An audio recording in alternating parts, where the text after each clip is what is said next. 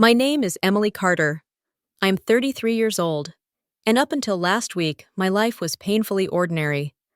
I worked as a paralegal at a small law office in Seattle, spending long hours reviewing contracts and writing reports for cases that were never mine to argue in court. My salary covered the basics: rent for a one-bedroom apartment, groceries, and the bills that seemed to pile higher every month. But there was never much left over. I drove a 12-year-old Honda that rattled every time I hit a bump, carried student loans that haunted me like a shadow, and had just enough on my credit cards to make me sweat at the end of each billing cycle. I clipped coupons, chased sales, and kept a strict budget, but somehow it always felt like one car repair or one medical bill could send me into financial ruin. If my work was exhausting, my family was even more complicated. My parents divorced when I was 12. My mother remarried a man named Raymond, who seemed to care about appearances more than people. He controlled every dollar and treated me like an obligation, not a daughter. My father, Thomas, also remarried, choosing a woman who never hid her disdain for me. He became distant, more focused on his new life than on the daughter he left behind. Then there were my siblings. My older sister, Claire, lived in the suburbs in a pristine 2-story house with her husband and children. She had the perfect lawn, the perfect holiday cards, and the perfect way of making me feel like I would never measure up. My younger brother, Nathan, drifted through jobs and girlfriends, always needing to borrow money but never paying it back. And then there was my Aunt Victoria, my father's sister, who had married into wealth and made it her mission to remind everyone of her superiority. She called me the struggling one at family dinners. But not everyone in my family was like that. My Uncle David, my mom's brother, had been the only one who ever made me feel truly seen. A retired school bus driver, he lived modestly in a small house on the edge of town. He never had much, but he always shared what little he had, whether that was a home-cooked meal or a ride when my car broke down. For years, the only indulgence I allowed myself was a $10 lottery ticket each Friday night. It was a ritual that my family mocked endlessly. "You'd be better off handing me the money directly," Nathan laughed. My father lectured me about statistics, and Aunt Victoria called it the tax for the desperate. But to me, those numbers on a slip of paper represented possibility, a chance, however slim, to escape the grind and breathe freely. On my 33rd birthday, I stopped at the corner store on the way home from work. The clerk, a kind older man named George, wished me a happy birthday as I paid for my ticket.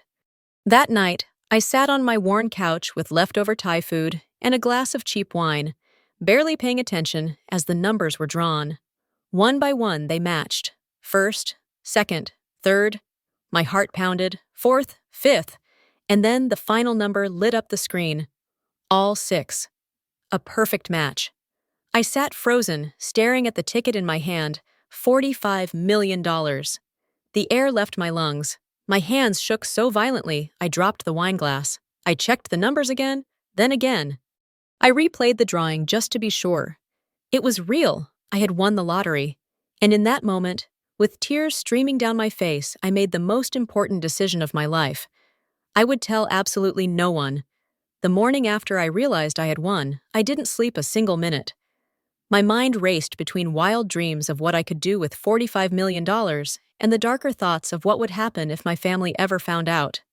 I had read too many cautionary tales online, winners who announced their fortune only to be torn apart by greedy relatives, opportunistic friends, and strangers who showed up at their doorstep with sad stories and expectant hands. I couldn't let that be me. Instead of heading to work, I called in sick and scheduled an appointment with a financial attorney downtown. His name was Robert Kingsley, a silver-haired man in his 50s who radiated calm authority. When I nervously placed the winning ticket on his desk, he simply nodded as though it was another Tuesday morning for him. "You're fortunate, Miss Carter," he said gently, sliding the ticket back across the polished wood. "But now the real work begins. How you handle this in the next few weeks will determine whether this money is a blessing or a curse." For 2 hours, he explained the steps: setting up a blind trust, hiring a financial advisor, creating a long-term investment strategy, even changing my contact information to protect my privacy. His words were steady, logical, reassuring. And the more he talked, the more my initial panic gave way to something else: resolve. I was going to do this right. By the time I walked out of his office, I had a plan. The money would be hidden behind trusts and accounts no one could trace back to me. I would keep working at the law office for now, keep driving my beat-up Honda, keep living in my modest apartment. From the outside, nothing about my life would change. But inside, everything had already shifted. At night, lying awake in the silence of my apartment, I kept replaying the same question. If I told my family, what would they do? Would my father finally look at me with pride instead of disappointment? Would my sister stop seeing me as a burden? Would my brother try to bleed me dry even faster than before? The truth was, I didn't know. And that uncertainty gnawed at me. One evening, the thought crystallized. If I couldn't trust their words, maybe I could trust their actions. What if I tested them? What if I pretended to be in trouble, serious financial trouble, and saw who would come through for me? Not with the promise of a reward. Not because they thought I had millions, just because they cared. That night, I opened a fresh notebook and wrote one line across the top of the first page. Who will stand by me when I have nothing? I decided to start with the two people who were supposed to care the most: my parents. Even though they had divorced decades ago, they still held enormous influence over my life. If anyone would prove they loved me without conditions, it should be them. I called my mother first. She picked up on the third ring, her voice distracted, as though she were juggling 3 things at once. "Emily, is something wrong?" I forced my tone to tremble. "Mom, I didn't want to worry you, but my firm closed down. The partners are under investigation for fraud, and they let everyone go. I have no paycheck coming in, and my rent is due in 2 weeks. I hate to ask this, but I need some help. Around 6,000, just until I find something new." Silence stretched across the line, and I could almost hear her calculating. Finally, she sighed. "Oh, honey, that's terrible," she said, her voice thick with sympathy that didn't quite reach her words. "But you know how things are right now. Raymond and I just bought that cabin at the lake, and all our money is tied up in the mortgage. Maybe you should ask your father. Or your sister. Her husband's a doctor, after all." Her words stung like salt in an open wound. She wasn't even considering it. She was already passing me off to someone else. "I understand," I whispered. "But please, if you can, even part of it." "I'll talk to Raymond," she interrupted quickly. "But don't expect much. You've always been independent, Emily. You'll figure this out." When we hung up, I sat staring at my phone, fighting a wave of bitterness. Independent.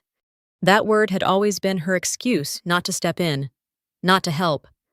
The next day, I met my father for coffee at a quiet shop near his office. He arrived in his usual pressed shirt and tie, already frowning as he slid into the booth. "You sounded urgent on the phone. What's going on?" I repeated my story, letting my voice crack, my hands fidget nervously around my coffee cup. When I asked for $6,000, his expression hardened. "Emily, how many times have I told you to keep 6 months of savings? This is exactly why financial planning matters. You can't just rely on others when life hits you." "I've tried, Dad," I said softly. "But medical bills, car repairs, things pile up." He shook his head, leaning back. "I can't help you. Stephanie and I are focused on our retirement. It would be irresponsible to dip into that. Maybe this is the wake-up call you need. Sometimes we have to hit rock bottom before we learn." He patted my hand like a teacher scolding a child. "You'll be fine. This will build character." I smiled weakly, holding back tears that weren't entirely fake. 2 parents, 2 failures. If they wouldn't stand by me now, who would? After my parents' disappointing responses, I moved on to my siblings. I told myself not to expect much, but a small part of me still hoped that maybe, just maybe, they would surprise me. I started with my sister Claire. One Saturday afternoon, I drove to her immaculate suburban home, the kind with manicured lawns and spotless driveways. Her husband's shiny new Tesla sat out front like a trophy. She greeted me at the door with a warm smile and ushered me into her marble-covered kitchen. Emily, what a surprise! The kids are at soccer, so it's just us. Want a latte? She pulled out her gleaming espresso machine, a machine that probably cost more than my monthly rent. I accepted the cup and sat at her oversized island, wrapping my hands around the warm mug. My voice quivered as I repeated the story of losing my job, the fraud investigation, the unpaid bills.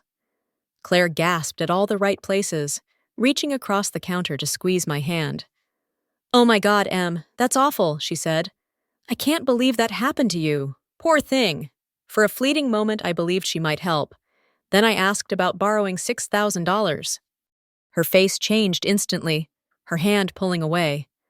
"Well, this is actually a really bad time," she murmured, her eyes darting to the gleaming chandelier above us. "We just finished paying the kids' private school tuition, and we're redoing the kitchen backsplash. You know Paul is strict about our budget." "I understand," I said softly. "I wouldn't ask if it wasn't urgent." She hesitated, then brightened. "Well, maybe you could move in with us for a while. The guest room is full of storage boxes, but we could clear it out. That way, you wouldn't need rent money." Her words sounded generous on the surface, but I knew better. Living under her roof would mean endless reminders of her sacrifices, constant comparisons, and no privacy. I declined with a polite smile. "I'll manage." Next was my brother Nathan. I texted him the story, expecting little. His reply came within minutes. "That sucks, sis. I'm strapped myself. Wish I could help. Call you later." He never called. My follow-up messages went unanswered. This was the same brother who had borrowed thousands from me over the years, promising every time to pay it back. Now, when I asked for help, he vanished. A few days later, I reached out to Aunt Victoria, my father's wealthy sister.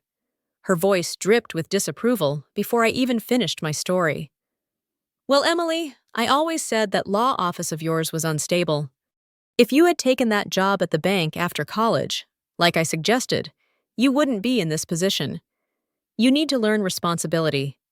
We can't always bail you out." I thanked her stiffly and hung up.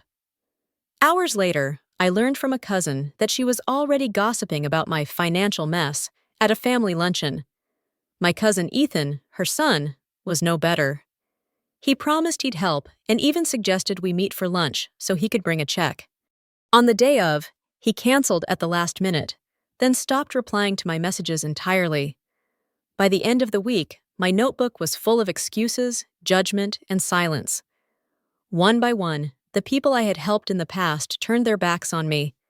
I felt like I was standing in a crowded room, screaming for help, and all they did was cover their ears. Just when I thought of the test had proven what I feared most, that no one in my family would ever stand by me, I received a phone call that caught me off guard. It was Uncle David. His voice came through the line, warm but concerned. "Emily, honey, I just heard from Victoria that you lost your job. She was flapping her mouth at Sunday brunch, and I wanted to hear it from you directly. Are you okay?" My throat tightened. Unlike the others, he hadn't waited for me to come begging. He reached out first. "I'm hanging in there," I said, letting the weariness seep into my tone. "It's been rough. Rent's coming up. Bills too. I don't really know what I'm going to do." There was no pause, no calculation, no excuse. His response was immediate. "Listen to me," he said firmly. "You're not alone. I've got a little set aside. Not much, but it'll help. Why don't we meet tomorrow for lunch, and I'll bring you something to get through this patch." I tried to protest, knowing his pension barely stretched as it was, but he cut me off. "Emily, don't argue. Family is supposed to show up when it counts. I know I don't have the kind of money your sister and her husband flash around, but I'll do what I can." The next day, we met at a small diner near his house. He looked older than I remembered, his hands trembling slightly as he lifted his coffee, the lines around his eyes deeper. Yet his smile when he saw me was steady, genuine. Over scrambled eggs and toast, he asked thoughtful questions about my job search, about how I was coping, about what I needed most. He didn't once make me feel ashamed. Then, as the waitress cleared our plates, he pulled a worn envelope from his jacket pocket and slid it across the table. I know it isn't the full amount you said you needed, he said quietly, but it's $2,500. It'll cover rent for at least a month, and if you need to save money, my sofa pulls out into a bed. You're welcome to stay with me for as long as it takes. I stared at the envelope, stunned. My wealthy relatives had turned me away with excuses. My parents had lectured me. My siblings had brushed me off. And here was Uncle David, living modestly, handing me what might have been most of his savings. No hesitation, no strings attached. Tears blurred my vision as I whispered, "Thank you." In that moment, I realized the truth. The one person with the least to give had given me the most. That night, I sat on my couch staring at the envelope Uncle David had given me. I knew what that money represented. It wasn't just dollars. It was sacrifice. It was medicine he might delay, groceries he might skip, hours of tutoring he would pick up just to refill the gap. The weight of it pressed down on me, harder than any rejection from my parents or siblings. They had plenty, yet gave nothing. David had almost nothing, yet gave me nearly everything. I couldn't keep lying to him. The following evening, I invited him over for dinner. I made his favorite, meatloaf with mashed potatoes, and brewed a fresh pot of coffee. When he arrived, he looked tired but cheerful, handing me a bag of apples from his backyard tree, as though it were gold. We ate, talked, and laughed, but my nerves grew heavier with each passing minute. Finally, I set my fork down and drew in a shaky breath. "Uncle David, I need to tell you something. And before I do, I want you to know I'm grateful for what you did. More grateful than I can ever say. But I wasn't completely honest with you." His brows knit together. "What do you mean?" I swallowed hard. "I didn't lose my job. The firm is fine. I made up the story. I wanted to see who in the family would help me if I had nothing." He leaned back slowly, his weathered face unreadable. For a long moment, I thought I'd ruined everything. Then he exhaled. "I can't say I like that you lied," he said gently. "But I understand why. That family of ours has a way of taking and never giving. You needed to know the truth." Tears burned my eyes. "You were the only one who showed up. Everyone else, excuses, gossip, silence. But you gave me money you couldn't afford to lose." He waved a hand. "Money comes and goes. You're my niece. That's what matters." I bit my lip, my heart pounding. "There's more. I didn't lie about everything. 3 weeks ago, I won the lottery. $45 million. His coffee cup froze halfway to his lips. "You... what?" "I'm serious. I claimed it through a trust. It's real. You're the first person I've told." For the first time in my life, I saw Uncle David speechless. Then a slow smile spread across his face. "Well, I'll be damned. And here I was, worried about your rent." I laughed through my tears. "You were ready to sacrifice everything for me, without knowing. That's why I needed you to know the truth. I don't want money to change us. I want it to help us." He leaned forward, his voice low and steady. "Emily, remember this. Money doesn't change who people are.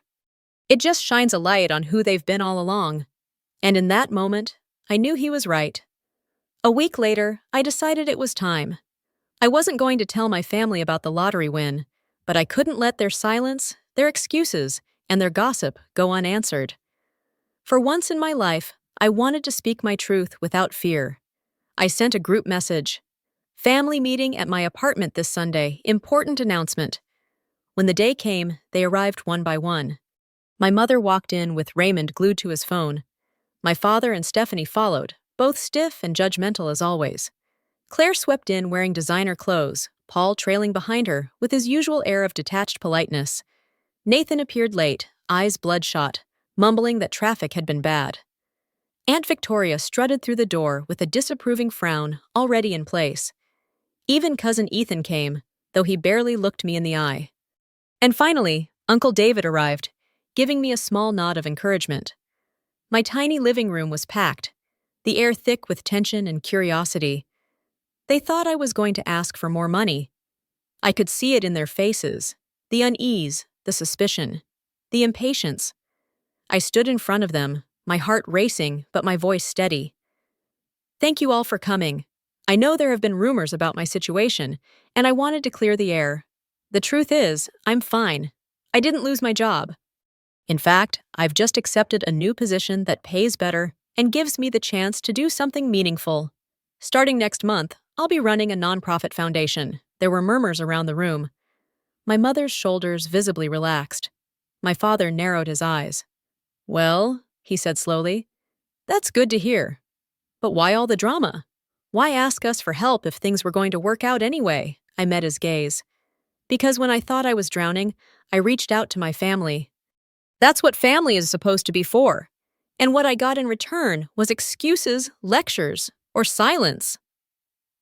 Claire shifted uncomfortably, staring down at her manicured nails. It wasn't that we didn't care, Emily. It just wasn't a good time. Not a good time? I asked quietly. I've given you thousands over the years, Claire. I helped pay for your wedding when you said you were short. I never said it wasn't a good time then. Her cheeks flushed, but she didn't respond. I turned to Nathan. You couldn't even return my call.